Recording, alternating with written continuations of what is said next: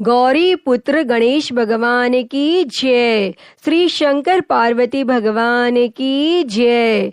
बोलिए श्री शिवाय नमस्तुभ्यम।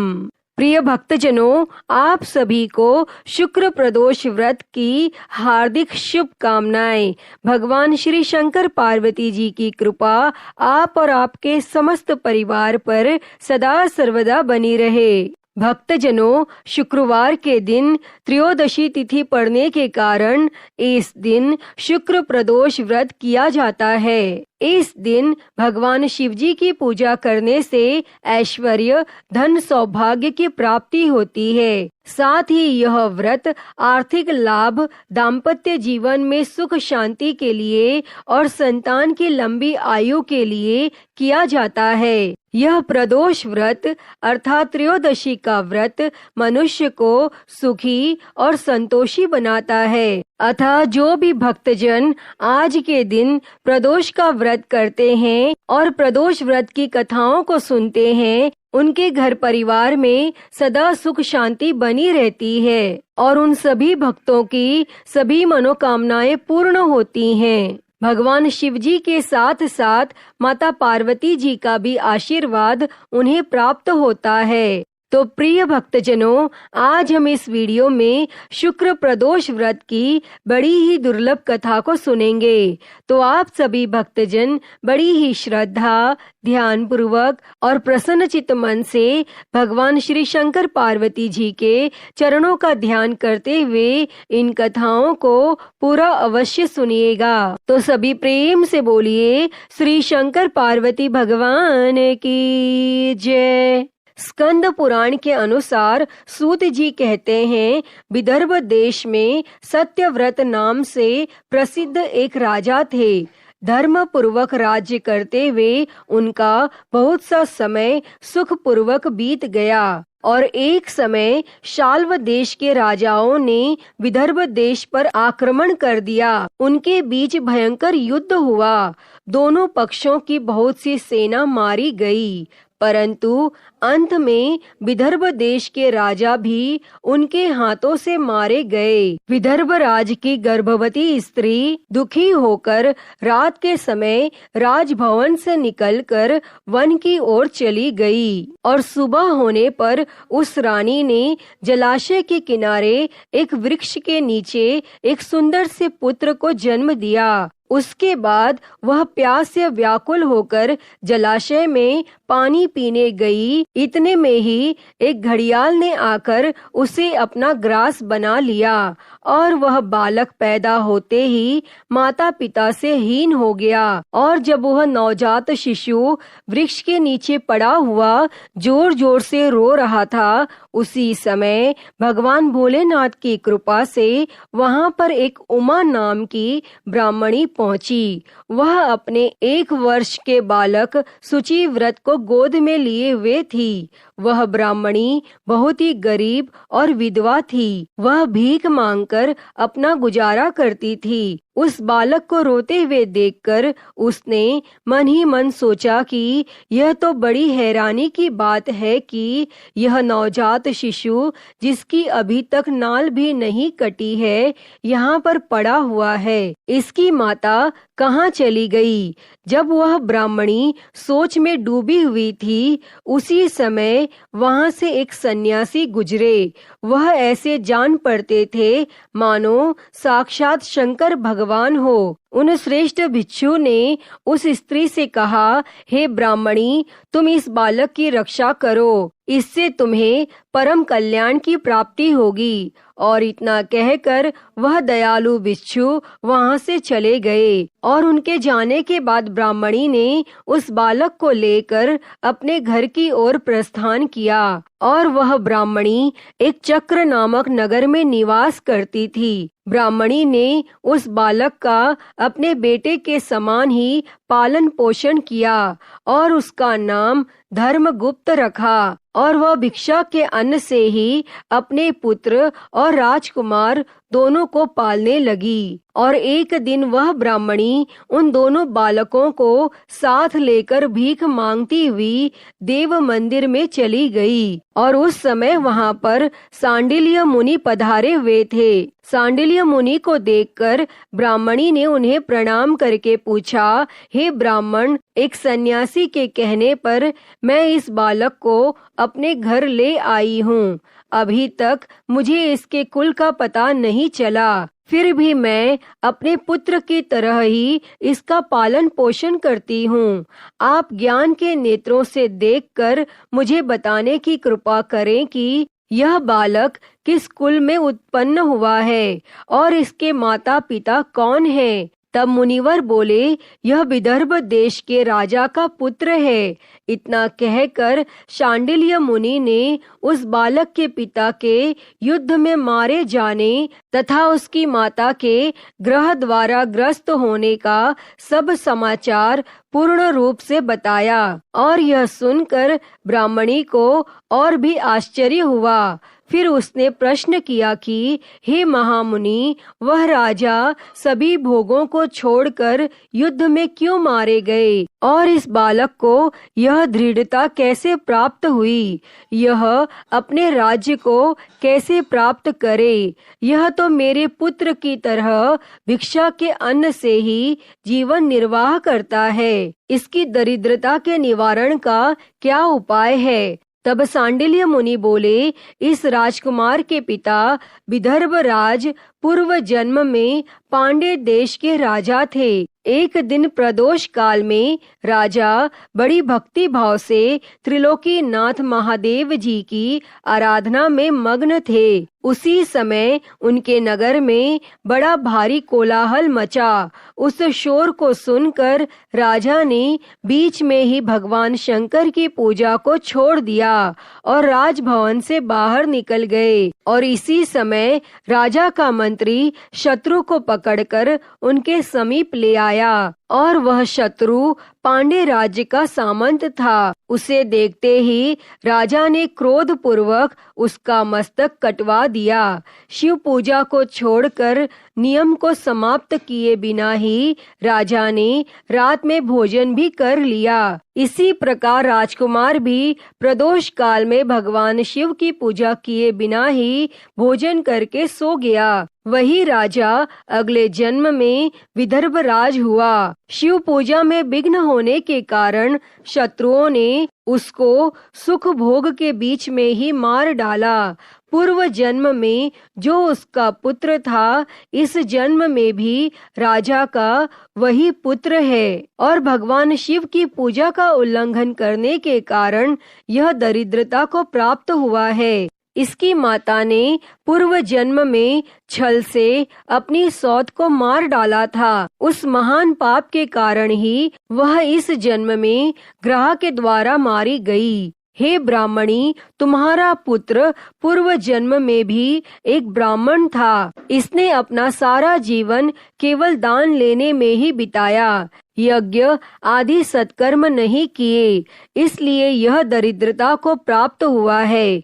उस दोष के निवारण के लिए अब यह भगवान शंकर की शरण में जाए। यदि यह दोनों बालक प्रत्येक प्रदोष के दिन भगवान शंकर का पूजन करते रहे तो वर्ष भर के भीतर ही इनकी दरिद्रता का नाश होगा और राज्य सुख की प्राप्ति होगी। इस प्रकार शरण में आई हुई ब्राह्मणी को मधुर वचनों द्वारा आश्वासन देकर सांडिल्य मुनि ने उनके दोनों बालकों को भगवान शंकर की आराधना के मंत्र का उपदेश दिया। उसके बाद ब्राह्मणी अपने दोनों बालकों को लेकर वहां से चली गई। 4 मास के बाद एक दिन ब्राह्मणी का पुत्र नदी में स्नान करने गया और वहां उसे धन से भरा हुआ एक घड़ा मिला, जिसे लेकर वह अपनी माँ के पास गया।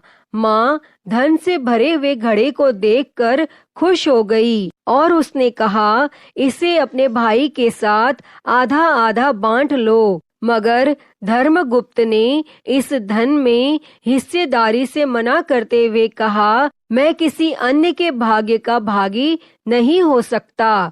प्रत्येक व्यक्ति स्वयं के कर्म का फल भोगता है। इस प्रकार प्रसन्नता पूर्वक भगवान शंकर की पूजा करते हुए उन दोनों कुमारों का 1 वर्ष व्यतीत हो गया। एक दिन ब्राह्मण का पुत्र और राजकुमार वन में भ्रमण करने गए। मार्ग में उन्होंने देखा कि अनेक गंधर्व कन्याएं आपस में खेल रही थी। ब्राह्मण कुमार वहीं पर रुक गया और राजकुमार से बोला, हमें इससे आगे नहीं जाना चाहिए। यह गंधर्व कन्याएं हैं, किसी को भी अपनी ओर आकर्षित कर सकती हैं। मगर राजकुमार निडर होकर आगे बढ़ता गया। जब मुख्य गंधर्व कन्या ने राजकुमार धर्मगुप्त को देखा तो वह उसके प्रति आकर्षित हो गई। उसने अपनी सभी सखियों को फूल चुनने के लिए भेज दिया और राजकुमार के पास आने की प्रतीक्षा करने लगी। उसे अकेला देखकर राजकुमार उसके पास गया और उससे बातचीत शुरू की। उसने बताया कि मैं विदर्भ देश का राजकुमार हूँ। मेरे माता पिता अब इस संसार में नहीं हैं और शत्रुओं ने हमारे राज्य पर कब्जा कर लिया है। तब उस कन्या ने अपना परिचय देते हुए कहा कि मैं विदर्भ नामक गंधर्व की पुत्री हूँ। मेरा नाम अंशुमति है और मैं गायन में प्रवीण हूँ। उसने यह भी कहा कि मैं आपसे विवाह करना चाहती हूँ। इतना कहकर उसने अपनी मोतियों की माला निकालकर राजकुमार को पहना दी। तब राजकुमार ने पूछा, तुम राजपाट गवा चुके राजकुमार के साथ कैसे रह पाओगी और अपने माता पिता की अनुमति के बिना तुम मेरे साथ कैसे आ सकती हो? तब इस पर अंशुमति बोली, चाहे जो हो जाए मैं वही करूंगी जो मैं चाहती हूँ। तुम 2 दिन बाद प्रातः काल यहाँ आकर मुझसे मिलना। और इतना कहकर वह वहाँ से चली गई। तब राजकुमार ने वापस आकर ब्राह्मणी और उसके पुत्र को सारी बात बताई और वे दोनों बहुत खुश हुए। और 2 दिन बाद राजकुमार पुनः उसी वन में गया। उसने देखा कि अंशुमति अपने पिता के साथ उसकी प्रतीक्षा कर रही है। तब गंधर्व राज ने राजकुमार से कहा, मैं कैलाशपुरी गया था। वहाँ भगवान शिव और माता पार्वती ने मुझे बुलाकर कहा कि धर्मगुप्त नामक राजकुमार राज्य विहीन होकर भटक रहा है। जाओ और उसका राज्य पुनः प्राप्त करने में उसकी सहायता करो। और मैं उनकी आज्ञा के अनुसार अपनी पुत्री अंशुमति का हाथ तुम्हारे हाथ में दे रहा हूँ और राज्य प्राप्त करने में मैं तुम्हारी सहायता करूँगा।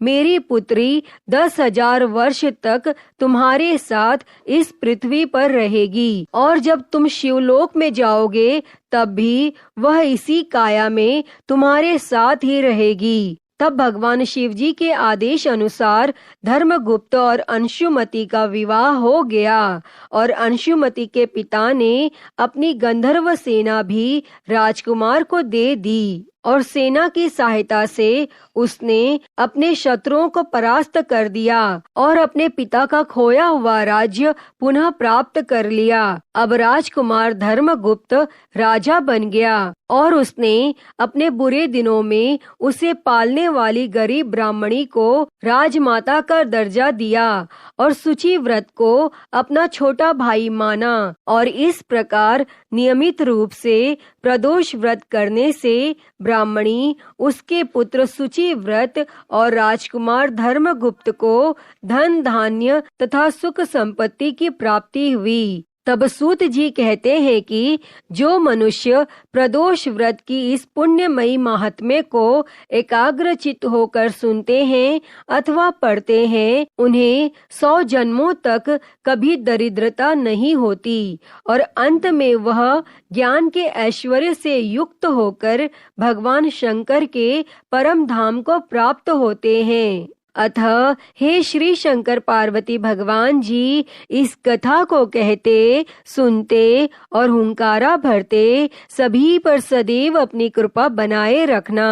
तो सभी प्रेम से बोलिए श्री शंकर पार्वती भगवान की जय। प्रिय भक्तजनों, आइए अब सुनते हैं भगवान शिव जी की अगली कथा। एक नगर में भगवान शिव का एक भव्य मंदिर था, जहाँ हर वर्ष दूर दूर से भक्तजन भगवान शिव जी के दर्शन के लिए आते थे।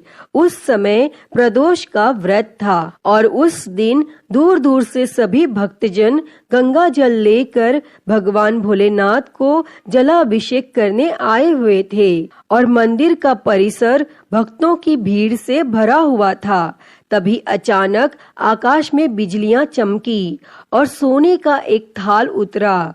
उसी के साथ एक भविष्यवाणी भी हुई कि जो कोई भी भगवान शंकर का सच्चा भक्त और प्रेमी होगा, उसी को यह थाल मिलेगा। तब मंदिर के परिसर में उपस्थित सभी लोगों ने यह भविष्यवाणी सुनी और धीरे धीरे सभी इकट्ठा हो गए और जो लोग मंदिर की व्यवस्था देख रहे थे, उन्हें तो पूरा विश्वास था कि यह थाल हमें ही मिलेगा। इसीलिए वे सभी सबसे आगे आकर खड़े हो गए और सबसे पहले एक पंडित जी आए और बोले, देखिए भाइयों, मैं प्रतिदिन महादेव जी का अभिषेक करता हूँ, इसीलिए मैं ही भोलेनाथ का सबसे निकटवर्ती प्रेमी और भक्त हूँ, इसीलिए थाल मुझे ही मिलना चाहिए। इतना कहकर पंडित जी ने थाल उठाया। जैसे ही पंडित जी ने थाल उठाया, थाल पीतल का हो गया और यह देखकर पंडित जी बड़े ही लज्जित हुए और उन्होंने थाल यथास्थान पर रखा और वहां से निकल गए। इसी प्रकार वहां उपस्थित सभी पंडितों ने खुद को आजमाया, लेकिन शायद उनमें से कोई भी सच्चा भक्त नहीं था।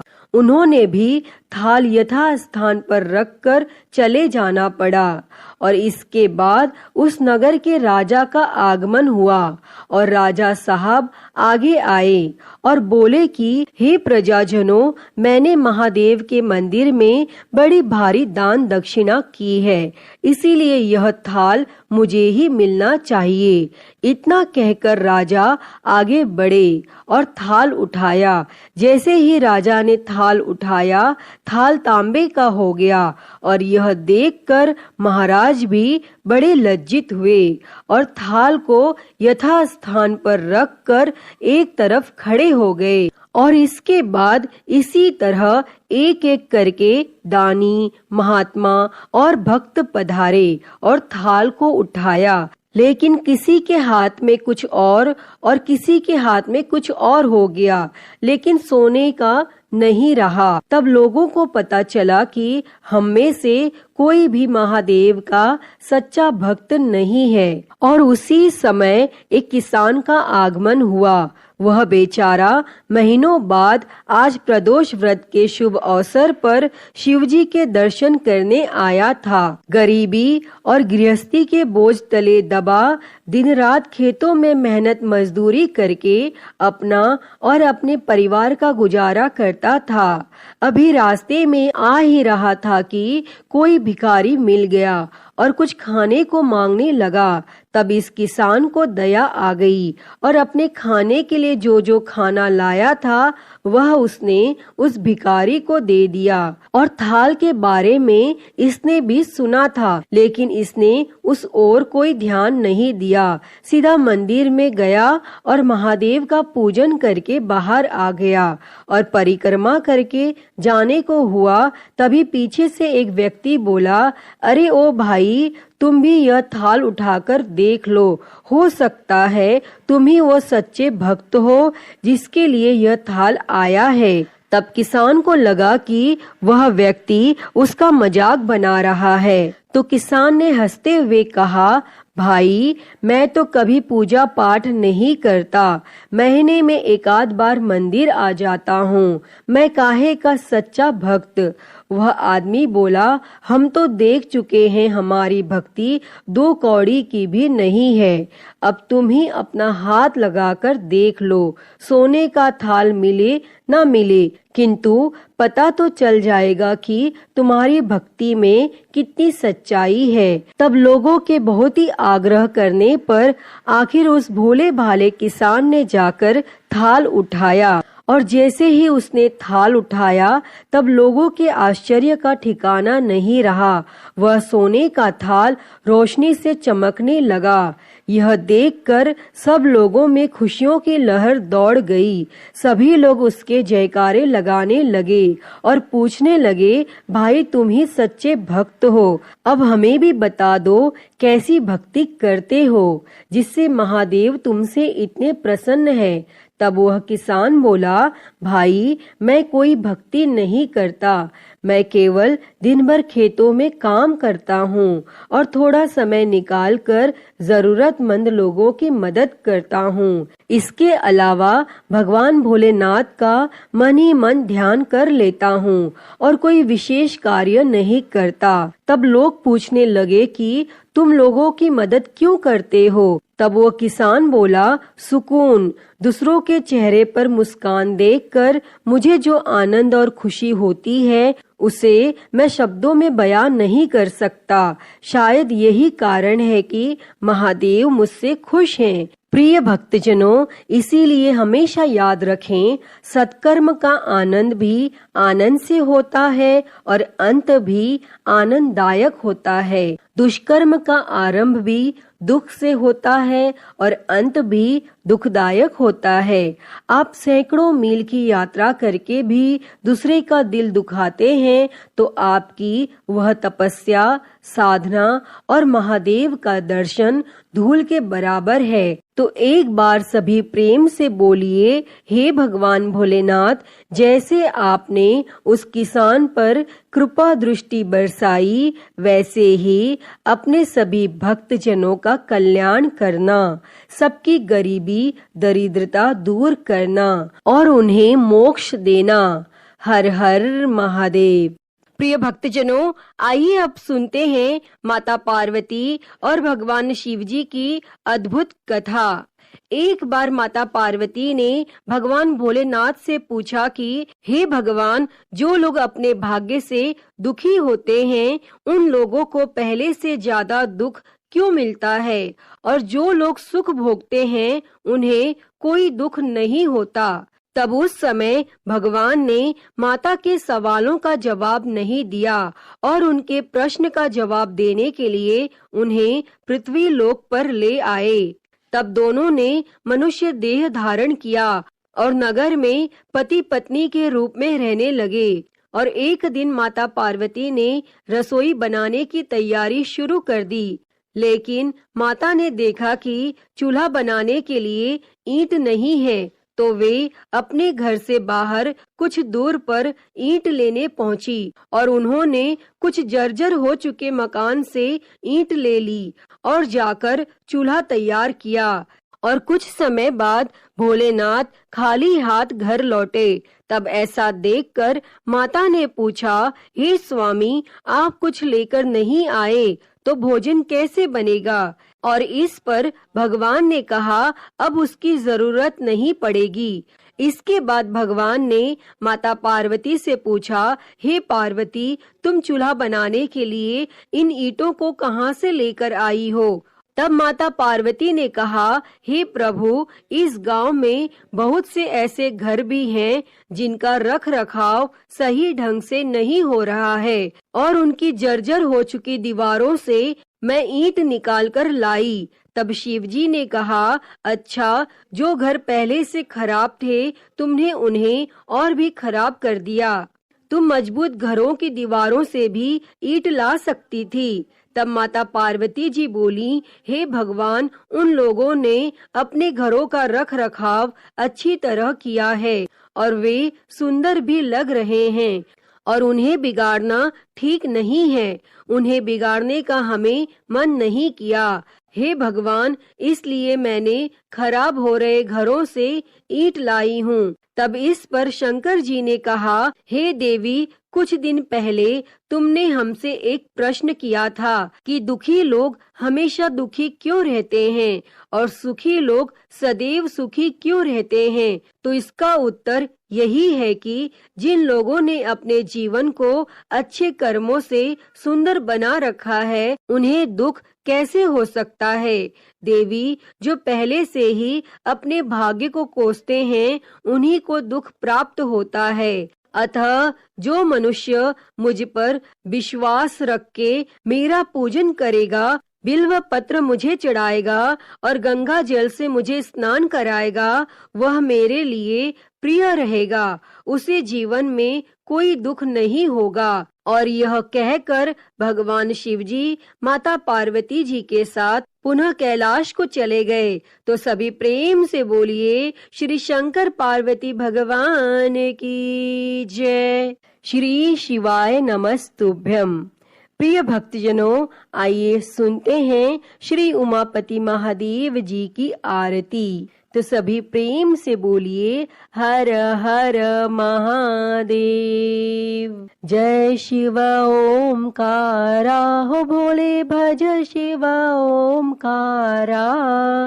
ब्रह्मा विष्णु सदा शिव, भोले भोलेनाथ महाशिव। अर्धांगी धारा, ओम हर हर हर महादेव।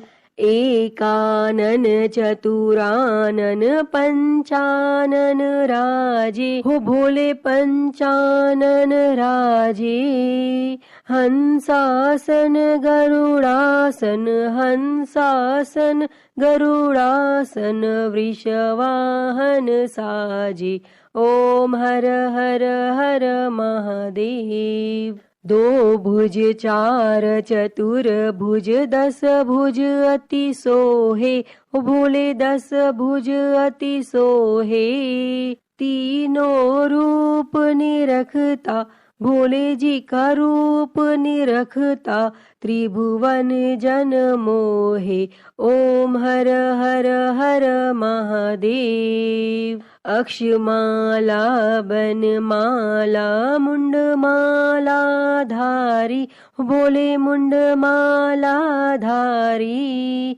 चंदन मृग मद सोहे, चंदन मृग मद सोहे। भोले शुभकारी, ओम हर हर हर महादेव। श्वेतांबर पीतांबर बाघांबर अंगे, ओ भोले बाघांबर अंगे। सनकादिक ब्रह्मादिक, सनकादिक ब्रह्मादिक। भूतादिक संगे, ओम हर हर हर महादेव। कर के मध्य कमंडल चक्र त्रिशूल धरता, हो भोले चक्र त्रिशूल धरता।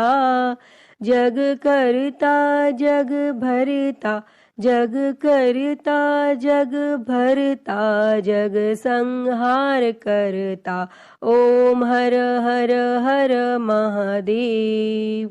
ब्रह्मा विष्णु सदा शिव आजीवन एका, हो बोले जानत अविवेका। प्रणव अक्षर के मध्य, ओम अक्षर के मध्य।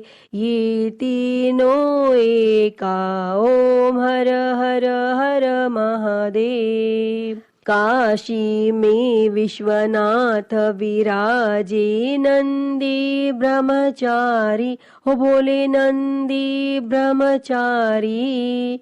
नित उठ दर्शन पावत, रुचि रुचि भोग लगावत।